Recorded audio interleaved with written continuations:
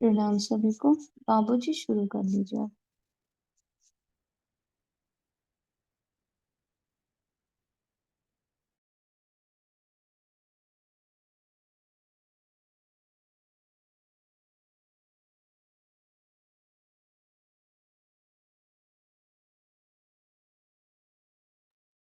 Hello बाबूजी, आपकी आवाज नहीं आ रही है।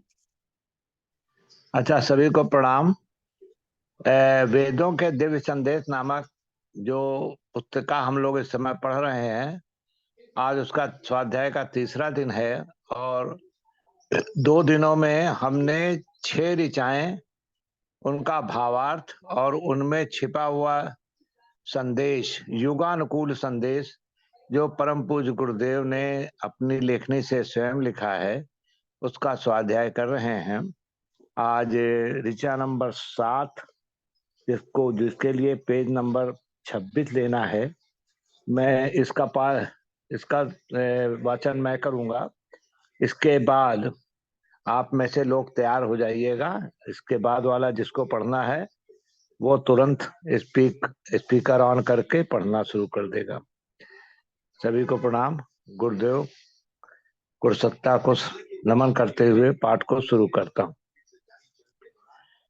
तेजो असि तेजो मयि देहि, वीर्यम् असि वीर्यम् मयि देहि, बलमसि बलमयि देहि, ओजस्योजो मयि देहि, मन्युरस्य मन्युम् मयि देहि, सहो असि सहो मयि देहि।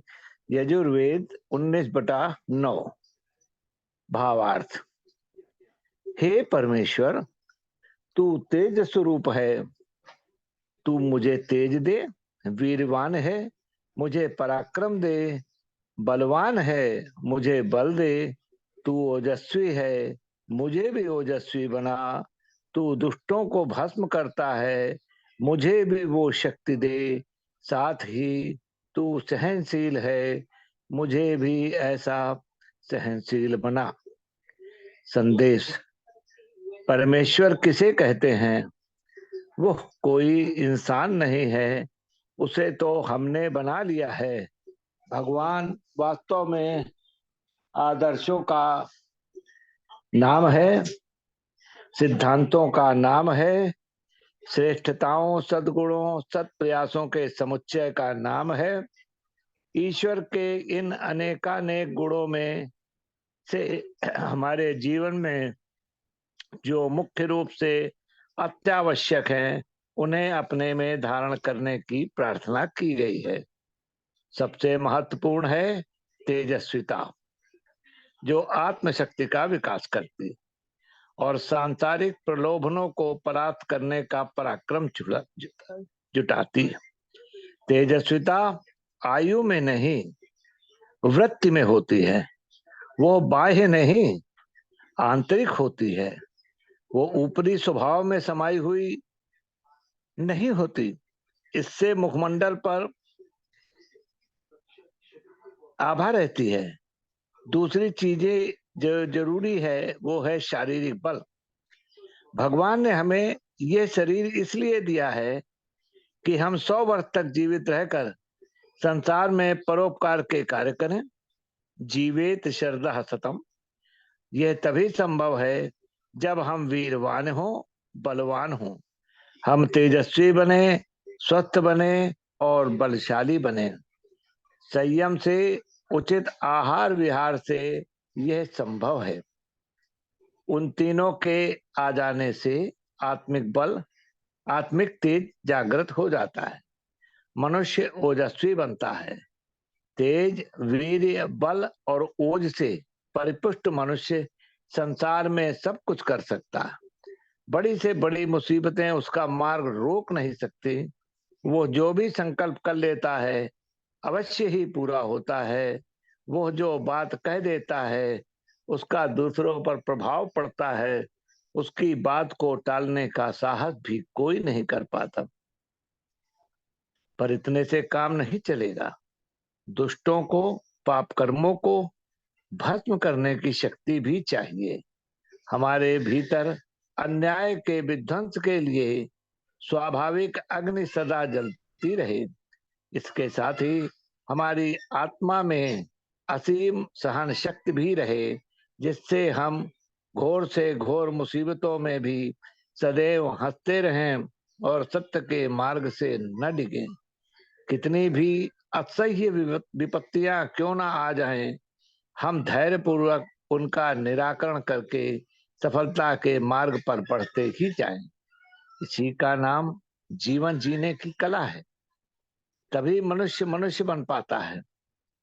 जब वो मनुष्य बन जाए तो उसका ये भी धर्म है कि वो अपने परिवार को और समाज को भी मनुष्य बनाने का प्रयास करे। जलता हुआ दीपक ही बुझे दीपक को जला सकता है। बुझा हुआ दीपक भला दूसरे बुझे हुए दीपक को कैसे जला सकेगा।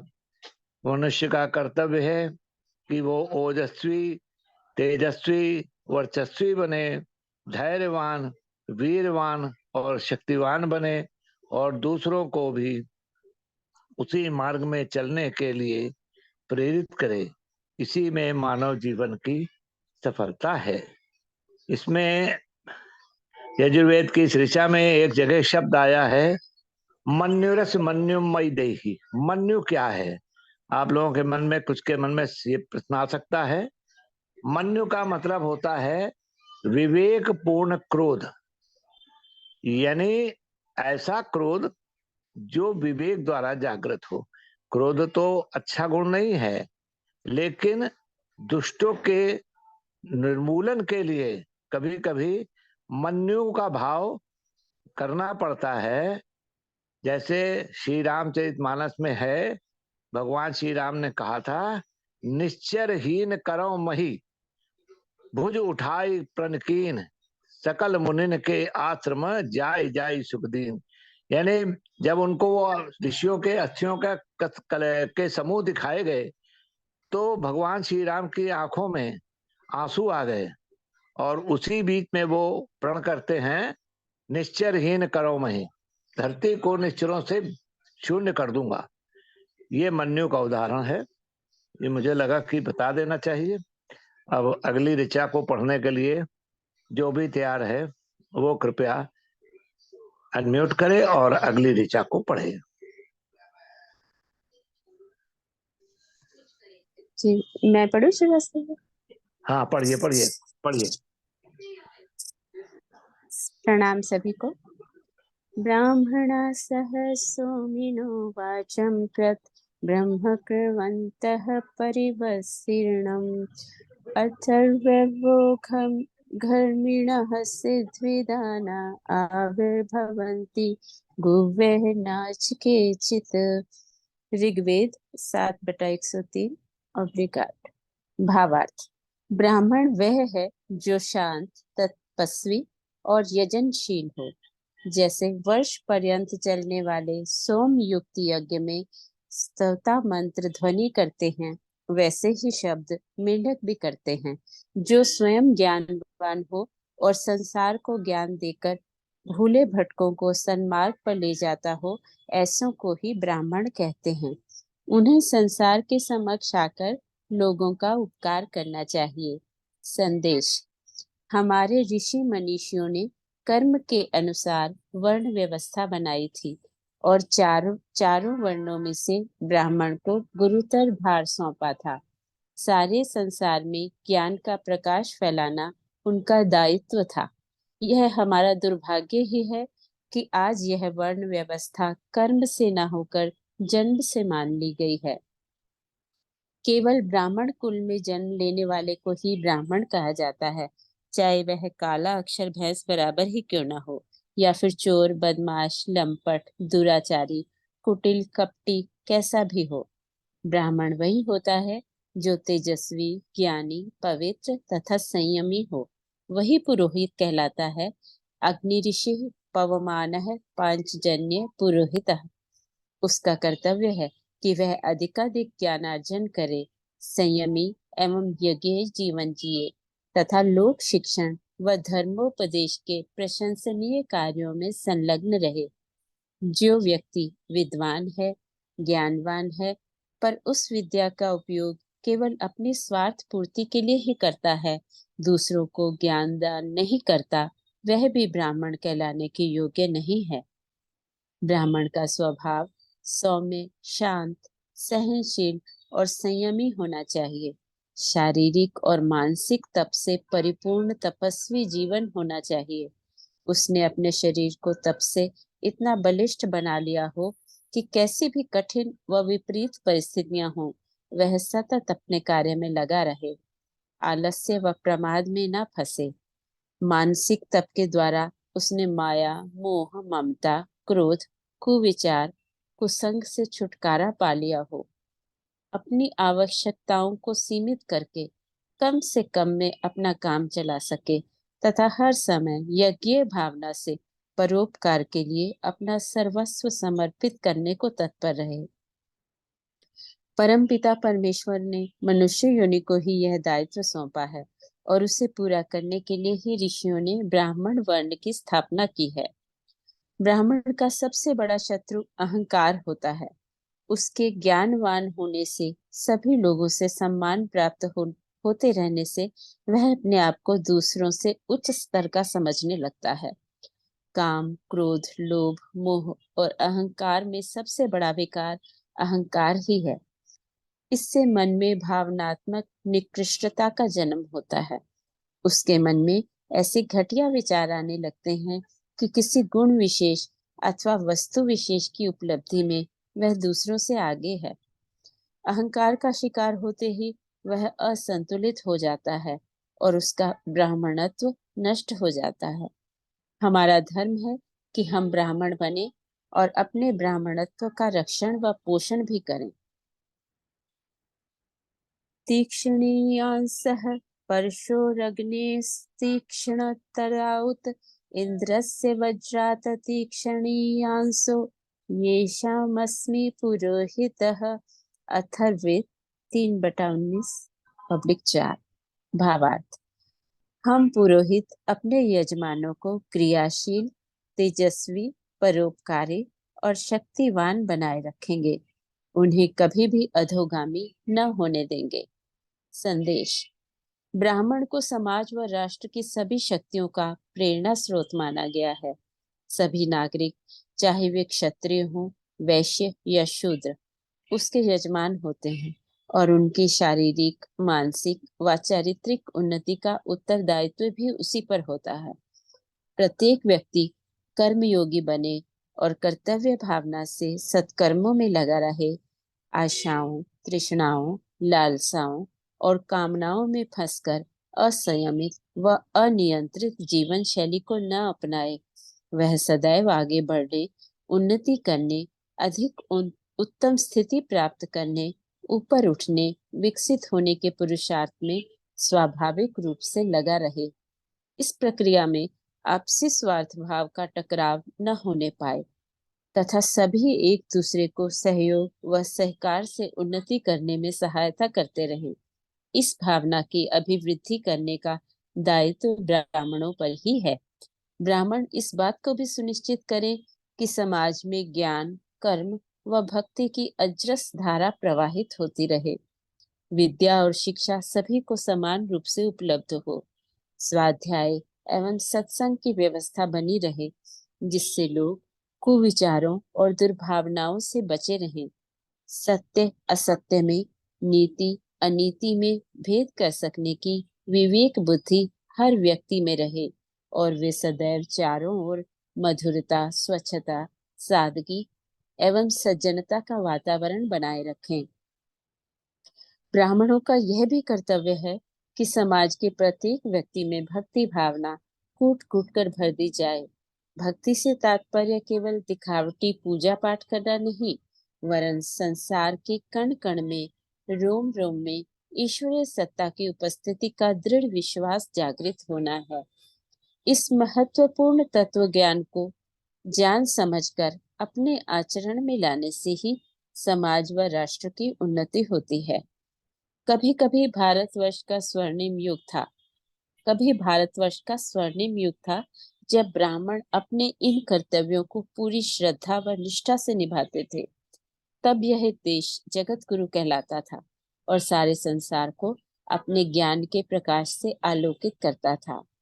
आज जो लोग अपने को ब्राह्मण कहते हैं, वे जरा अपने अंतर मन में झांक कर स्वयं ही देखें कि उनके ब्राह्मणत्व का कितना अंश है।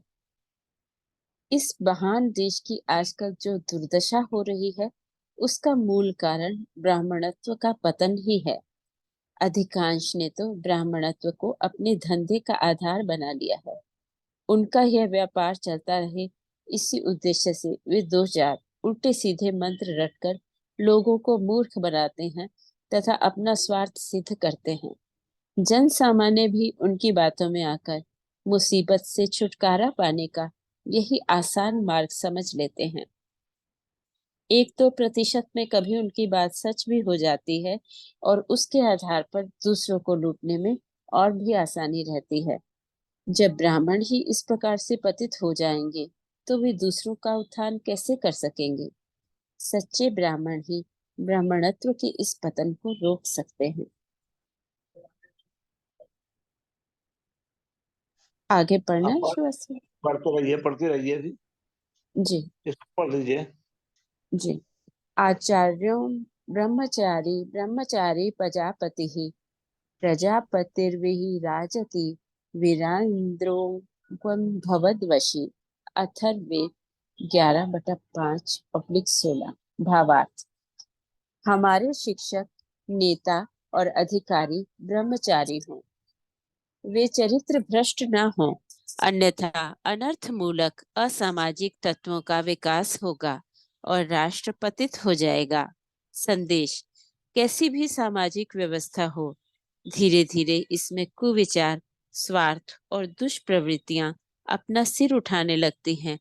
वेद भगवान ने वर्ण व्यवस्था के अनुसार ब्राह्मणों पर ही यह उत्तरदायित्व रखा था कि वे सदैव जागरूक रहकर राष्ट्र को जागृत रखेंगे और बुराइयों से बचाए रखेंगे।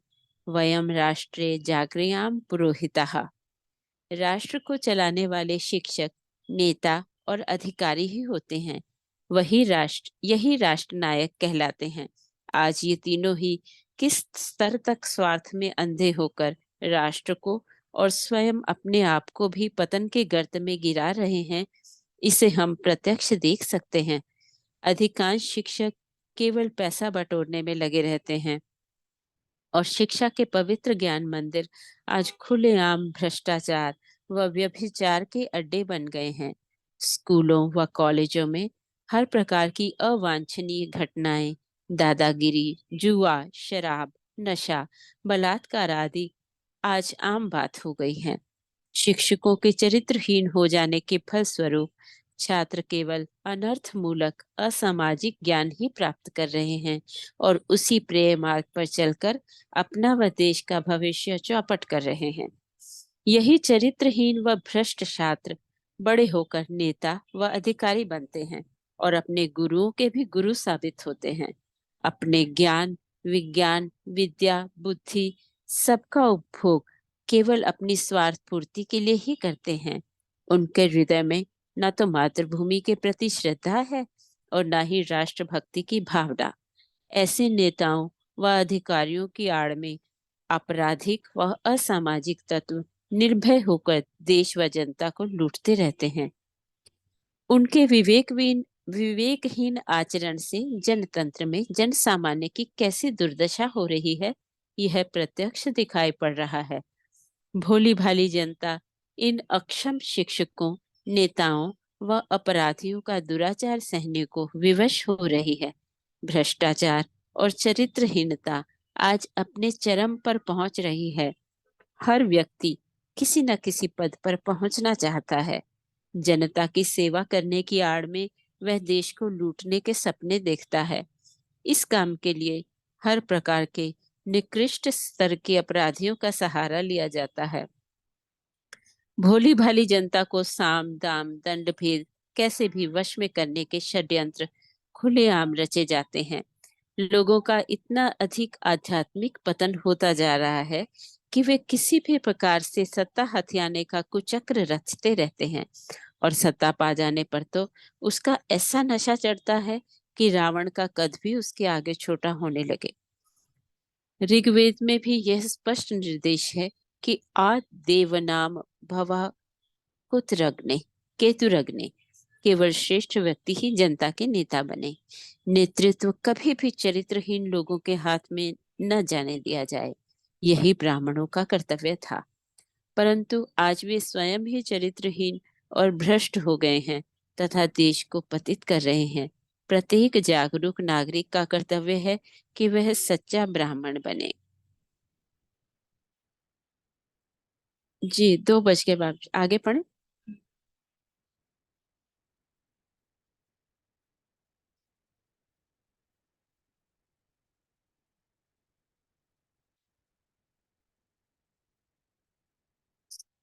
रचना जी, इसको अभी जी बंद करते हैं, क्योंकि जी, 2 बजे 2 बज। से बाद का जो समय है वो हम्म, भावाभिव्यक्ति के लिए है। जी तो स्टार्ट में मैं एक ही बात कहना चाह रहा हूँ कि भक्ति की बात गुरुदेव ने कहा है कि ब्राह्मणों का बहुत बड़ा एक कर्तव्य है कि वो सबको भक्त बनाए। और भक्ति से तात्पर्य, गुरुदेव ने कहा है कि पूजा पाठ से भक्ति का कोई तात्पर्य नहीं। भक्ति का तात्पर्य है, भक्त वही है जो संसार के कण कण में, रोम रोम में ईश्वरी सत्ता की उपस्थिति का दृढ़ विश्वास अपने हृदय में, अपने मन में दृढ़ता पूर्वक रखता है, वही भक्त है। क्योंकि जो ये जानता है वो परमात्मा के सर्वव्यापक, सर्वशक्तिमान और सर्व न्यायकारी स्वरूप पर भी उसका विश्वास रहेगा, तो जो सच्चा भक्त है वो कभी भी किसी प्रकार का गलत काम नहीं करेगा।